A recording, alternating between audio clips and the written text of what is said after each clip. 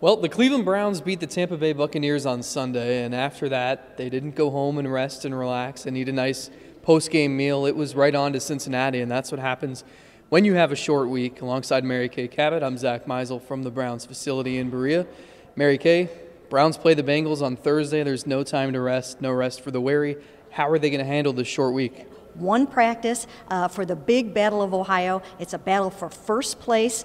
If the Browns can win this, they'll have a share of first with the Pittsburgh Steelers.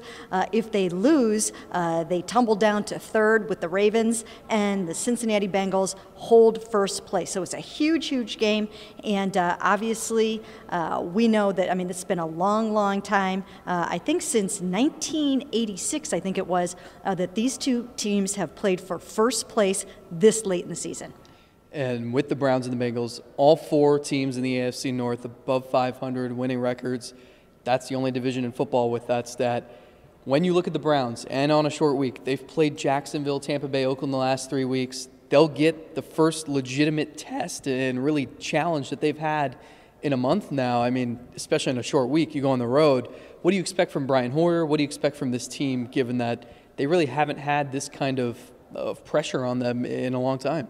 Well, you're right. They're coming off the soft spot in their schedule. The teams that they played heading into that were 4-16. The last three teams that they played had a 6 in the loss column before the midpoint of the season. So you're right. This is going to be a big test for them.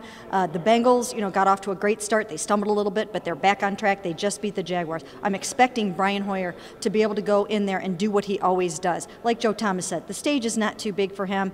He can handle situations like this. He beat the Bengals before. He beat them last year. So I expect that even though he's without his 3 Pro Bowlers in Josh Gordon, Jordan Cameron probably won't play. Alex Mack is obviously out.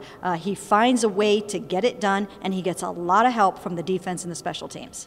Greg Little, former Browns receiver, dropped some words of wisdom on the reporters today when he's kind of criticized Mike Pettin, said he wasn't the kind of guy who was going to communicate with his players much. Mike Pettin pretty much said, communication is the most important thing to me, and I don't really care what a guy not on our team anymore has to say anyway. What do you make of Little's comments now that he's with the Bengals?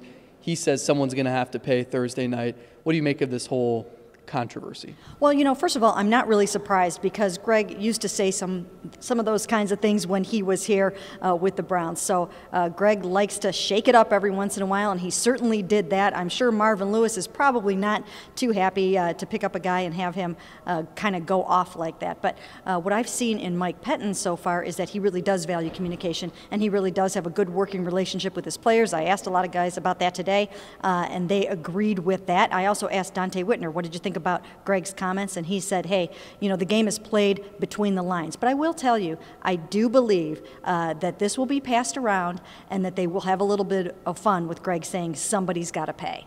It's not looking promising for Jordan Cameron's prospects of playing on Thursday night. Andrew Hawkins, Mike Pettin said he'd be a game-time decision, though it seems like he'll probably play. What does this offense do? It's still banged up. The running game has slowed to a halt the last couple of weeks. The offensive line, still not the most cohesive unit. What can they do in Cincinnati? Well, you know what? First of all, Brian has to protect the football. That's what he's done all season long. He very rarely throws an interception. That's got to continue.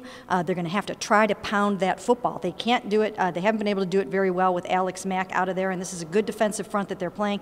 He's going to have to try to hit the guys that are there, the Taylor Gabriels, the Miles Austins. He's been coming up with some big third down catches, and those tight ends have stepped in. Jim Drake, Gary Barnage, they've done a good job of filling in for Jordan Cameron, and everybody's going to have to come up big.